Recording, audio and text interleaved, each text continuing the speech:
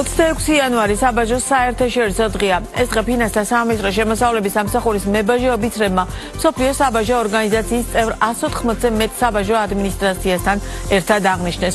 2026 წელს საბაჟოს საერთაშორისო დღეს საერთო სლოგანით საბაჟო საზოგადოების დაცვის სადარაჯოზე აღინიშნა რა გამოწვევის დაძლევა მოხდა გასულ 2025 წელს და როგორი მიღწევებით შეხვდა საბაჟო სისტემა 2026 წელს ოთარ იკაძე შემოსავლების სამსახურის საბაჟო დეპარტამენტის უფროსის მოადგილე გვერდება ახლა ბიზნეს პარტნიორის პირდაპირ ეთერში.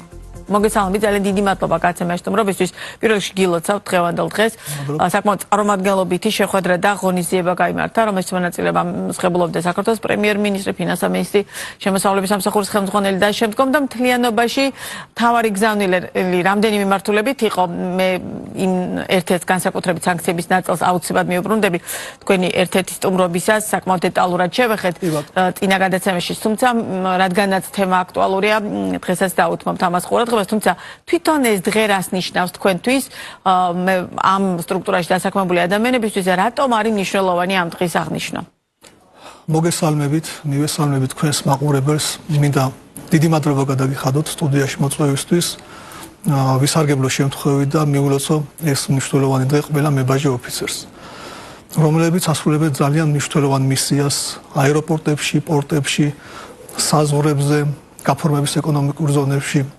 და ისინი იცავენ ეკონომიკურ საზღვარს და რა თქმა უნდა უზრუნველყოფენ საზოგადოების დაცვასაც.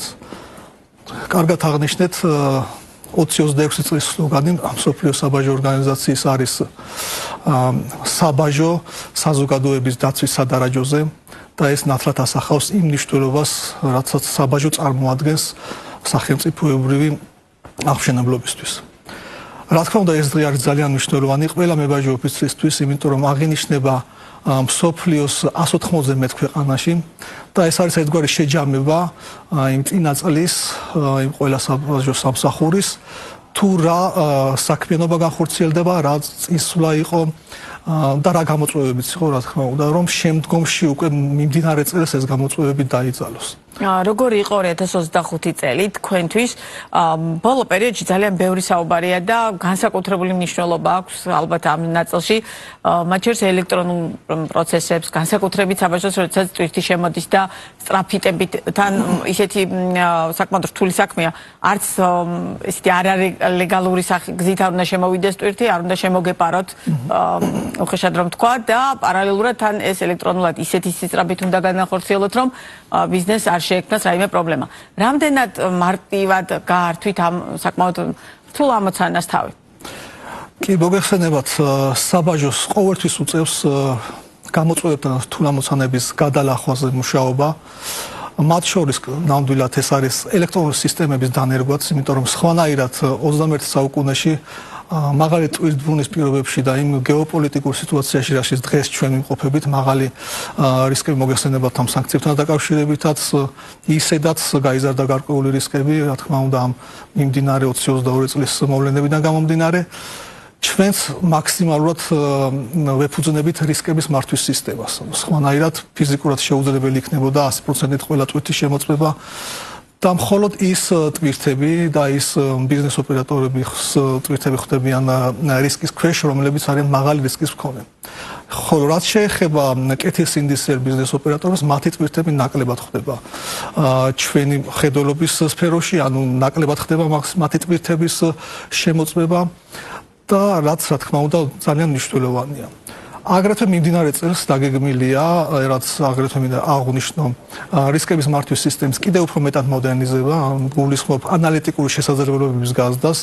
მოგეხსენებათ, ანალიტიკური შესაძლებლობების გაზრდის გარეშე ვერ იქნება შესაბამისი რისკის პროფილები ინტეგრირებული სისტემაში, ისეთი სისტემები, ისეთი პროფილები, რომლებიც შემდეგ უკვე ეფექტურ საბაჟო კონტროლს და საბაჟო შემოწმებას უზრუნველყოფენ, რომელიც მისაღები იქნება როგორც ბიზნეს ოპერატორებისთვის, ისე დაგვიზოგავს დროს მებაჟე ოფიცრებისთვის და იმ რესურსებს, რომლებიც ყოველდღიურად ამ ნაწილის კუთხით არსებობს. შუა დერეფანში გაზრდილმა ტვირთნაკავებმა კიდევ უფრო დამატებითი და უშუალოდ საქმე გაგიჩნდა მაშინაც ამ სიტყვის პირდაპირი მნიშვნელობით და უფრო მეტი პასუხისმგებლობასაც გაკისრებთ. ამ ნაწილს აუცილებლად შევეხები, თუმცა მანამდე რადგან თქვენთან ახსენეთ სანქციების ნაწილი და ალბათ ერთ-ერთი ყველაზე რთული პერიოდი გაიარეთ, რადგან ძალიან დიდი იყო ზეწოლა მათ შორის ქვეყნის შიგნითანაც პოლიტიკური სპექტრის ცალკეული წარმომადგენლების მხრიდან, რომ აი რამე არასანქცირებული ხომ არ შემოდის, დიახ შემოდის და არც შემდგომ, თუმცა საერთაშორისო კუთხით რაიმე ტიპის დაუშვათ კრიტიკა თუ არ ჩავთვლით ზოგად განცხადებებს, კონკრეტულ კრიტიკაზე რეალურად არ მიგიღიათ ან საყვედური არ რაღაც ამდაგვარი მინიშნება თქვენი კოლეგა უწყებების მხრიდან. მთლიანობაში სანქციებთან დაკავშირებით როგორი სურათი გვაქვს დღევანდელი გადმოსახედიდან და რამდენად ბევრი ტვირთის გაბრუნება მოგიხდათ ამ წლების განმავლობაში? მოგეხსენებათ 2022 წლიდან მაქსიმალურად ჩართულია შემოსავლების სამსახურის საბაჟო სამსახური სანქციების საქართველოს ტერიტორია რომ არ მოხდეს სანქციების თავის არიდების ტერიტორიად ამ მიზნებისთვის პირველ რიგში ვახსენებთ რისკის სისტემები და რისკის პროფილები მხოლოდ სანქციებულ ტვირთებთან მიმართებაში 52 რისკის პროფილი მოქმედებს რაც რა თქმა უნდა ძალიან დიდი ციფრია მხოლოდ ამ კონკრეტულ მიმართულებაზე და მინდა გითხრათ რომ რესურსით საკმაოდ დიდი ხარჯება ყოველდღიურად ჩვენი მებაჟი ოფიცრები მაქსიმალურად ცდილობენ რომ თავიდან იქნეს არიდები აღნიშნული რისკები ამ გარდა ამისა 2022 წლიდან დღემდე 2658 შემთხვევა იყო, როდესაც ტვირთი უკან იქნა მიბრუნებული, ანუ მებაჟი ოფიცრებმა აღმოაჩინეს, რომ აღნიშნული ტვირთი შეიძლება შეიცავდეს სანქცირებულ ტვირთსაც მათ შორის. და შესაბამისად აღნიშნული ტვირთი მოხდა უკან გაბრუნება. იყო აგრეთვე გარკვეული შემთხვევები, როდესაც არა მარტო უკან გაბრუნება მოხდა, არამედ გარკვეული სისხლის სამართლის საქმეც აღიძრა გარკვეული პირების მიმართ, რომლებიც გააყალბეს გარკვეული დოკუმენტაცია იმ მიზნებისთვის, რომ სხვა ტერიტორია გამოეყენებათ გვერდის სავლისთვის. ასეთი შემთხვევებიც არაერთი გვაქვს და შესაბამისი სამსახურები იძიებენ ამ საქმეს და ნაწილზე უკვე შედეგების დადგა, ანუ სისხლის სამართლის საქმე დასრულებულია. გაქვთ თუ არა დაუშვათ აქტიური კომუნიკაცია თქვენს კოლეგებთან სხვადასხვა ქვეყნიდან, განსაკუთრებით ევროკავშირის, ამერიკის შეერთებული შტატები და მათ შორის ბრიტანეთიდან იმის გათვალისწინებით, რომ მათ აქვთ ძირითადად ეს სანქციები დაწესებული, შესაბამისად მათთან თუ გაქვთ დაუშვათ ამ კუთხით კომუნიკაცია? კი, რა თქმა უნდა, ჩვენ აქტიური კომუნიკაცია გვაქვს მათთან. მაქსიმალურად ვცდილობთ, რომ ღია ვიყოთ ამ მიმართულებას, ღია იმ კუთხით ვამბობ, რომ თუ რას ვაკეთებთ, რა შედეგები გვაქვს და როგორ მუშაობს საბაჟო სამსახური. და მინდა გითხრათ, რომ არაერთხელ მათ შორის მათ მიერაც აღიარებული იქნა, რომ საქართველოს საკმაოდ ეფექტურად მუშაობს არა მარტო რეგიონში, არამედ ზოგადად მსოფლიოს მასშტაბითაც.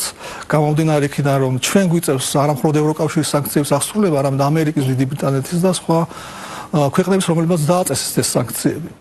თუმცა იმდენად ეფექტურად ვახორციელებთ ამას, ერთგვარი ქება გამომდის, მაგრამ რეალურად თვითონაც იყვნენ ჩამოსულები, მაგალითად იყვნენ ამერიკის, დიდი ბრიტანეთის, ევროკავშირის სანქციების კოორდინატორები, რომელთაც დეტალურად გაიარეს საკმაოდ ის პროცედურები, ის პროცესები, თუ რას ვახორციელებთ და საკმაოდ დადებითი შეფასება დავიმსახურეთ. თუმცა რა თქმა უნდა ახსენეთ თქვენს, რომ არის სპეკულაციები, მათ შორის არაერთი ქართული მედიაც არაკეთის ინდისიერად ახორციელებდა გაშუქებას არასწორად მინდა გითხრათ გარკვეული საკითხების რომ თითქოს გარკვეული ტვირთი იქნა გატარებული როგორც სანქცირებული ტვირთი ჩვენ აღნიშნული მიმართულებით ყოველთვის პასუხი გაგვიცია სათანადოდ მათ შორის შესაძლებელი აღნიშნული პასუხები ჩვენი შემოსავლების სამსახურის ვებგვერდზე ციხილოს დაინტერესებულმა პირმა. იგივე იყო საერთაშორისო მედიას შემთხვევაშიც ქონდა მსგავსი შემთხვევები ერთი რამდენიმე შემთხვევა, როდესაც ჩვენ დაუკავშირეთ არა მარტო ქვეყნის წარმომადგენლებს, არამედ შესაბამისი ინფორმაციაც მივაწოდეთ, რომ აღნიშნული ინფორმაცია იყო ცდარი და დაუსაბუთეთ თუ რატომაც იყო ეს ინფორმაცია ცდარი. მე გამოაქვეყნა შემდგომ შემოსავლების სამსახურის ეს განცხადება ამ სხვა მედია საშუალებებმა თუ უბრალოდ იცნობად მიიღეს და ჩათვალეს, რომ რეაგირება, ანუ გამოქვეყნება აღარ იყო მათი ვალდებულება. სიმართლე გითხრათ, არ გამოუქვეყნებიათ, უბრალოდ მსგავსი შეკითხვებით უკვე აღარ მოbrunებულან როგორც მახსოვს. კი ბატონო.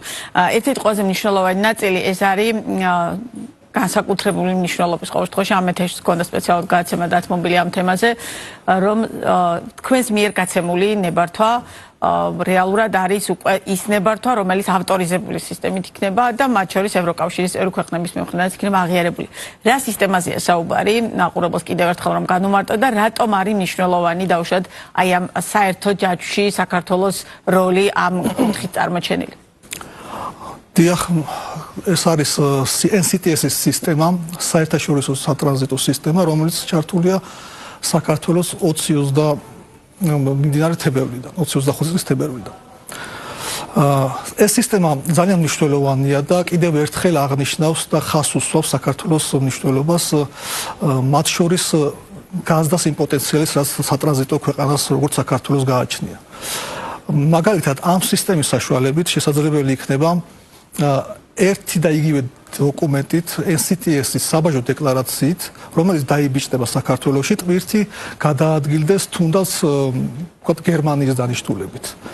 მოგეხსენებათ ამ პერიოდში, ამ პროცესში, ტვირთი გაივლის თურქეთს, სხვადასხვა ქვეყნებს და არც ამ ქვეყანაში ეს ტვირთი არ ჩერდება და პირდაპირ ჩვენი დოკუმენტი იქნება აღიარებული და არის როგორ მოქმედებს მუშაობს ეს საკმაოდ ეფექტურად მუშაობს უკვე დანერგვის დღიდან 50000-ზე მეტი დეკლარაცია, საბაჟო დეკლარაცია, NCTS დეკლარაცია გაფორმდა და ტვირთები გაიგზავნა მათ შორის ევროკავშირის დანიშნულებას. 39 ქვეყანაა ჩართული, მინდა გითხრათ, ევროკავშირის 27 ქვეყანა, აგრეთვე თურქეთი და საქართველო, მაკედონია და მოლდოვა მიუერთდა ბოლოს ამ ქვეყანას. კი ბატონო, და ჩვენი საუბრის ბოლოს ციფრული საბაჟოს კონცეფცია ერთ-ერთი ყველაზე ალბათ მნიშვნელოვანი ნაწილი. რას გულისხმობს და ამ კუთხით რაიმე სიახლესაც ხომ არ უნდა ველოდეთ 2026 წლის განმავლობაში? დიახ, საბაჟო ყოველთვის იყო მოწოდების სიმაღლეზე ამ მიმართულებით, ელექტრონული სისტემები ეს არის ერთ-ერთი პრიორიტეტი საბაჟოს დეპარტამენტისთვის და საბაჟო სამსახურისთვის, რათა შემდგომში კიდევ უფრო განვითარდეს და ხდება ყოველწლიურად დახვეწა. მათ შორის მოგეხსენებათ, რომ დეკლარაციები, საბაჟო დეკლარაციების დაბეჭდა ხდება ელექტრონულად. დაინტერესებულ პირებს შეუძლიათ თვითონ თავისი ოფისიდან მოახდინონ ამ დეკლარაციის შევსება, აგრეთვე შეუძლიათ ელექტრონული გეზის მეშვეობით, რომელიც აგრეთვე ძალიან მნიშვნელოვანია და ძალიან ეფექტურად მუშაობს, წარადგინონ დოკუმენტები, რომლებიც შემდეგ უკვე ჩვენი საბაჟო ოფიცრების მიერ ხდება დამუშავებული და შესაბამის დეკლარაციის გაფორმება. ანუ თუ აქვს თავისი შესაძლებლობები თვითონ გააფორმო ოფისში, ანუ გადააგზავნონ დოკუმენტები ელექტრონულად ჩვენი საბაჟო დეპარტამენტის ვებგვერდის მეშვეობით. ამ სისტემის დახვეწა კიდევ წელსაც განხორციელდება. აგრეთვე ვახსენე და კიდევ მინდა ხაზი გაუსვა, რომ ანალიტიკური შესაძლებლობების განვითარება ვაპირებთ კიდევ უფრო მეტად, იმიტომ რომ ის კონტროლის ღონისძიებები უფრო ეფექტური იყოს, რომელიც ხორციელდება საზღვრებზე, გამშვებ პუნქტებზე თუ გაფორმებს ეკონომიკურ ზონებში. კიდევ ერთი ნოვაცია იქნება ალბათ მიმდინარე წელს, რომ განახდება და კიდევ უფრო მეტად განვითარდება ეს ტექნიკური საშუალებები, მათ შორის სკანერები და რენტგენოსკანერები, რომელიც განთავსებულია საბაჟო გამშვებ პუნქტებზე, მათი განაირიაღება იგეგმება და ალბათ ბოლოს კიდევ მინდოდა მეთქვა, რომ ანალიტიკის შედეგებიდან გამომდინარე თუ რა მნიშვნელოვანი შედეგი გვაქვს ნარკოდანაშაულთან დაკავშირებით, ალბათ ერთ-ერთი ყველაზე მნიშვნელოვანი თემა ესეც არის. გაჟღერდა დღესაც მათ შორის ფინანსთა მინისტრის შემოსავლების სამსახურის უფროსის მიერაც, რომ ჩვენ მთავრობას აქვს ძალიან მნიშვნელოვანი პრიორიტეტი, რომ მოხდეს ნარკოდანაშაულის წინააღმდეგ მაქსიმალური ბრძოლა. ბატონო, ჩვენ ხშირად ვაშუქებთ ხოლმე აეროპორტში და სხვა ამ თქვენს ჩართულობას შინაგან საქმეთა სამინისტროსთან ერთად ამ ნაწილში. დიახ, და კიდევ უფრო მეტად გვინდა რომ ამ მიმართულებით განვითარდეს და თანამშრომლოთ მათ შორის შინაგან საქმეთა სამინისტროსთან. ბოლო 4 შემთხვევა, 905 შემთხვევა, როდესაც ჰერონის აღმოჩენა მოხდა, სწორედ ამ თანამშრომლობას უკავშირდება და იმ ანალიტიკური შედეგების გაძლიერებას და აგრეთვე მომავალში ვაპირებთ ნარკოტიკების წინააღმდეგ აღკვეთის პრევენციის ცენტრის შეიქმნა უკვე მიმდინარე წელს და ამ ცენტრის საშუალებით კიდევ უფრო მეტად განვითარდეს ნარკოდანაშაულის წინააღმდეგ ბრძოლა. ძალიან დიდი მადლობა, წარმატებებს გისურვებთ. თოთა რიკაძე იყო ბიზნეს პარტნიორის პირდაპირ ეთერის სტუმარი.